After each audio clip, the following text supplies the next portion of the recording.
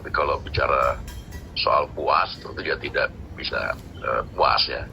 Karena proses kreatif itu memang nggak ada habisnya sebetulnya.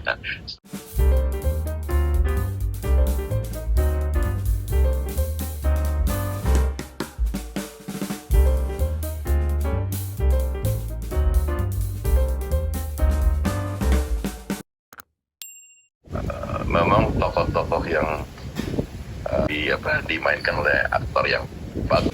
Jadi bukan sekedar begitu saja.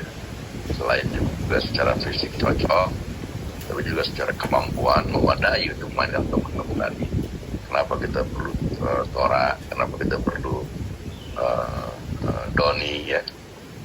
Kenapa kita perlu juga El Manik sebagai tokoh baru di cerita baru ini? Karena membutuhkan kemampuan yang tinggi untuk itu. Sekaligus buat pembelajaran lah buat bagi aktor-aktor dan pemain-pemain muda lainnya di serial kali ini. Mereka bisa belajar melihat bagaimana kerja senior-seniornya dan mencoba untuk memberikan kemampuan yang terbaik sebagai tanggung jawab profesi. Walaupun kadang-kadang kalau udah main lama gitu kan beberapa scene perlu kepala dikopek juga ya dikit. Panas kepala. Nah kalau dalam satu hari main 10-12 scene itu kan wow. Karina, yang setiap kita syuting itu sebelum syuting selalu reading benerin karakternya tuh apa intonasinya, apa suara, tekanan suara, apa semuanya kita reading bersama-sama dulu sebelum kita take. Beda dengan sinetron yang saya main lainnya. Nah sinetron yang lain kan mohon maaf agak diburu waktu barangkali ya, sehingga main cepat-cepat aja, siapa yang hafal langsung aja, siapa benar persiapannya jauh lebih matang. Dan kita sebagai aktor juga mempunyai peluang atau kesempatan untuk membenahi diri kita jauh lebih banyak dan untuk mendapatkan hasil yang lebih baik. Ya dari akhir November, tanggal 23 November sudah syuting kita. Akhir kemarin tanggal 7 April ya sudah selesai semua. Wah, Tora itu. Kakak dari Baha dulu. Iya. Saya tiba-tiba ditawarin sama Bang Deddy, ntar lo main lagi di Para Pencari Tuhan sebagai kayak kakaknya Baha gitu, jadi Badar gitu. Mau nggak? Mau gitu. Terus pas ketemu Pak makeupnya Mas Tora, kata Bang Deddy harus pakai wig. Saya pilih wig tuh yang akhirnya dapatlah wig yang gimbal itu tuh. Itu tuh kita cari-cari ikat kepala ya Om El ya. Pakai wig lucu juga sih. Gitu. Juga ya, tapi kayaknya ya. Saya suka banget penampilannya Tora luar biasa. dan aktor satu ini nggak banyak cincong, dia oke aja. Ya, privilege itu. PP itu tuh berasa pulang ke rumah. Dia setiap syuting PPT berasa pulang ke rumah. Waktu itu tuh PPT 3 saya ingat banget, begitu perannya Baha dibikin meninggal, saya bilang sama Bang Deddy, kalau saya meninggal tahun depan saya masa nggak syuting PPT lagi. Saya nggak tahu aja PPT sampai 16. PPT karena saya selalu berasa paling muda gitu kalau di PPT. Tapi PPT ini banyak anak yang lebih muda sekarang. Iya. Jadi bilang tadi, ini dia bilang sinetron nggak pantas juga dibilang sinetron sebenarnya.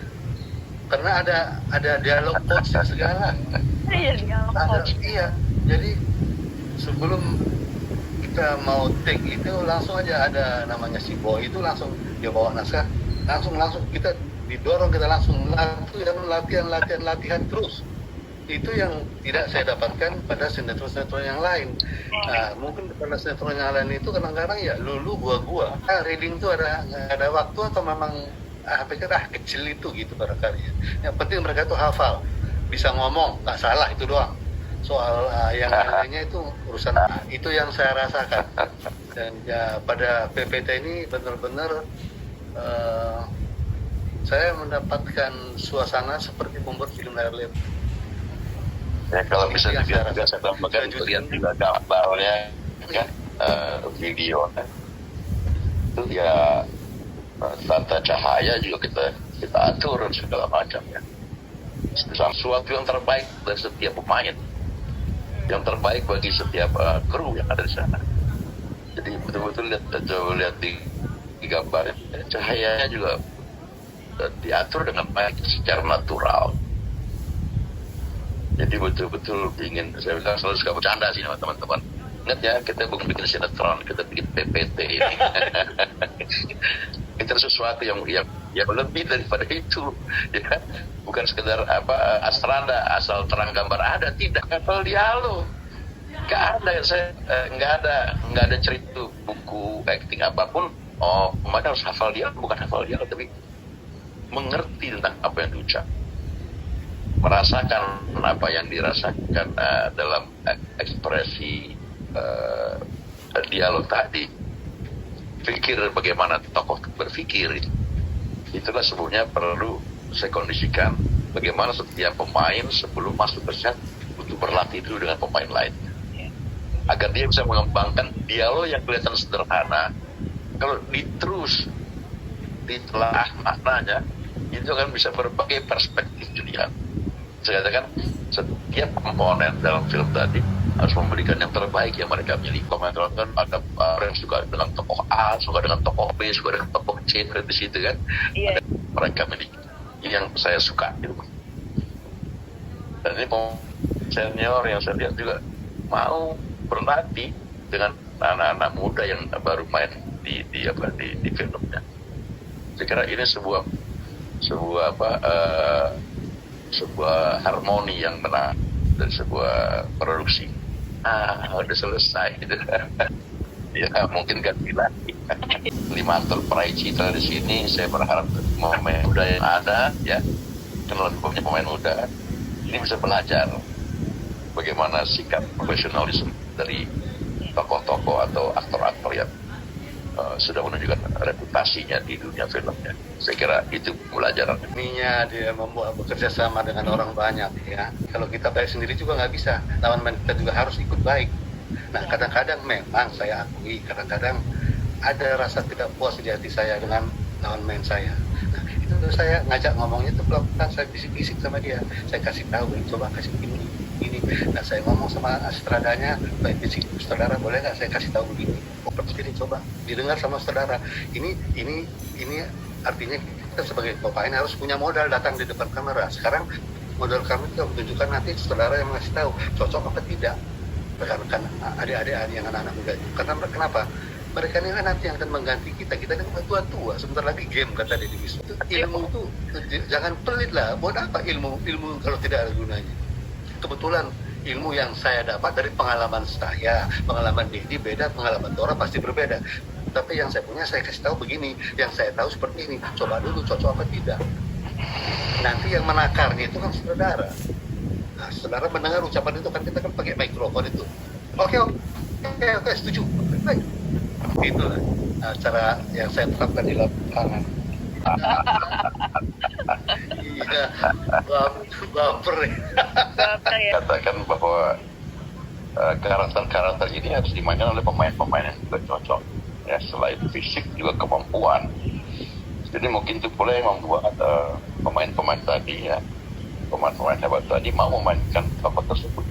Seperti Tora misalkan, ya beberapa episode belakangan main.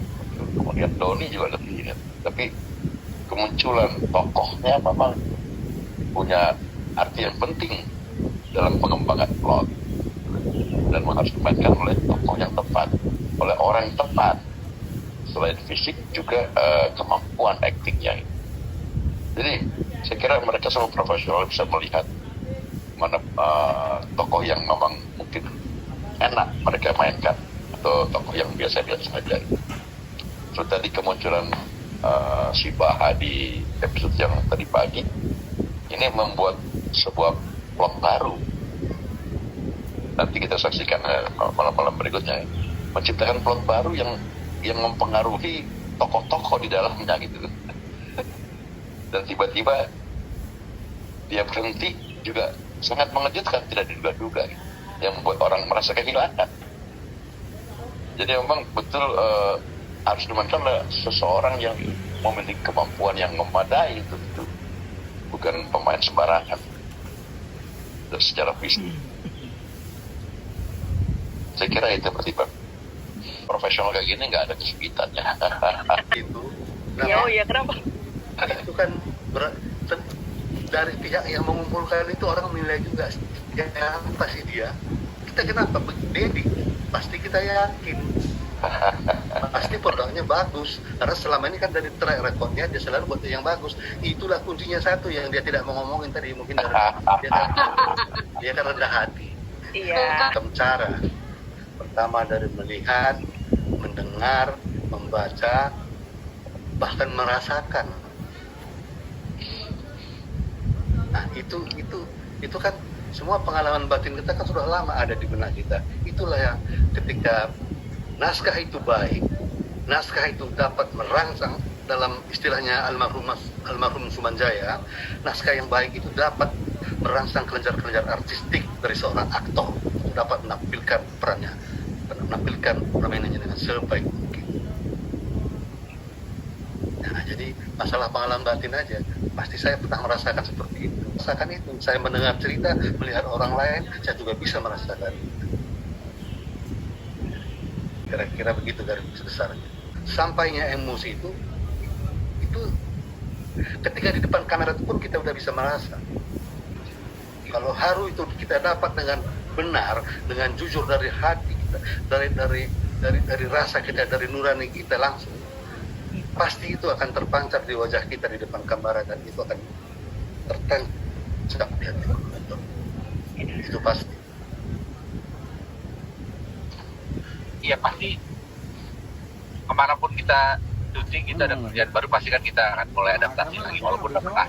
Nah, cuman timnya itu PPT yang saya suka, timnya tuh pada awet dari dulu tuh, mereka aja gitu, dan udah saling tahu gitu. Kayak kemarin juga saya syuting, saya ketawa-ketawa ngeliat beberapa tim masih orang yang sama waktu PPT 3 juga gitu. Jadi itu ngebantu banget. Jadi kita mainnya juga enak, dan kalau di PPT itu kita tuh lebih ke membangun scene gitu. Jadi satu sama lain pemain tuh saling membangun scene gitu, nggak bermain sendiri. Itu yang bikin saya senang sama PPT. Jadi kalau mau puas ya sebulan lah episodenya. Haji soalnya belum sempat saya deketin.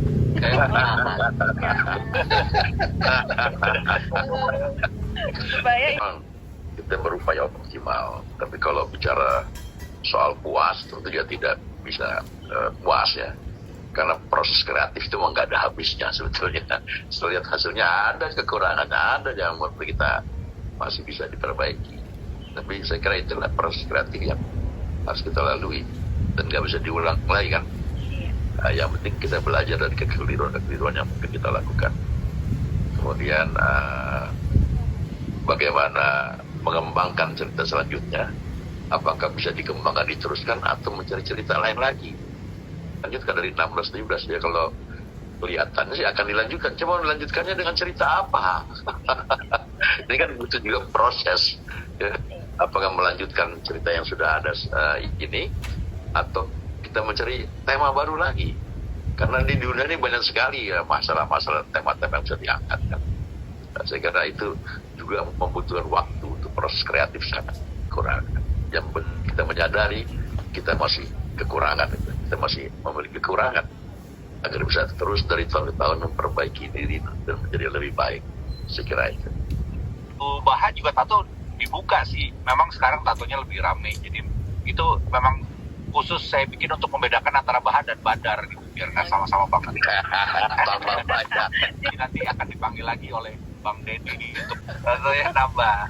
Nah, terus kalau wig ya itu dia sih, waktu dapat pilihan wig tuh saya ketawa-ketawa sebetulnya, karena ada sebelumnya tuh ada 4 wig untuk dapetin wig yang gimbal ini. Sebelumnya ada 4 wig yang dikasihin ke saya, terus wignya tuh menurut saya sih lucu-lucu gitu, saya ketawa-ketawa terus sampai akhirnya dapat wig yang gimbal ini.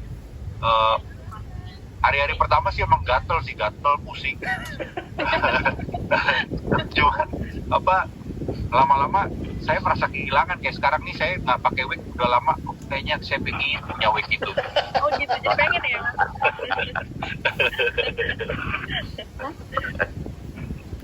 Iya gitu sih, kalau wig sih nggak ada masalah sih sebenarnya sih, enak-enak aja saya.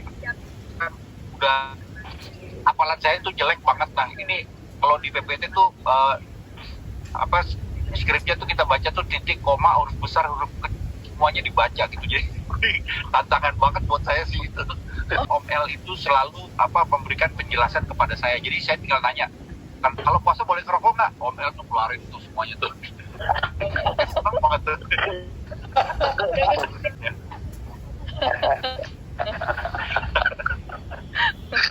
Kalau udah sore itu dari pagi sampai sore, Manik sama Tio udah ngopel kepala aja. Panas, kepalanya panas. Kepalanya panas. Itu udah Panasan aja. Kemana? Ya. kepala panas, Udah ngebul. ngebul.